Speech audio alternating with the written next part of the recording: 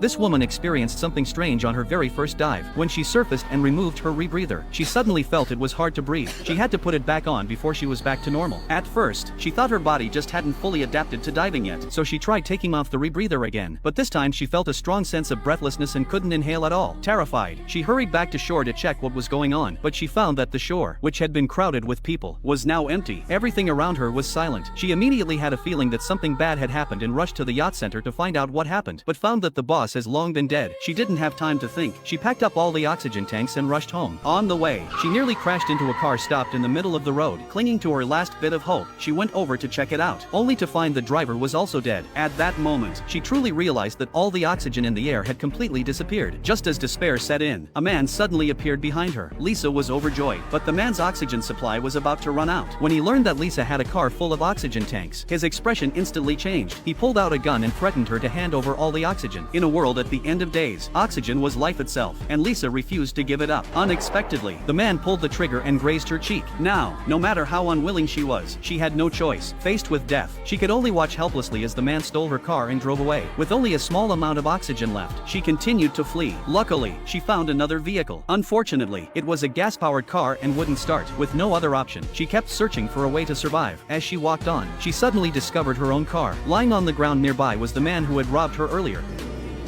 You took my tank, but not my regulator.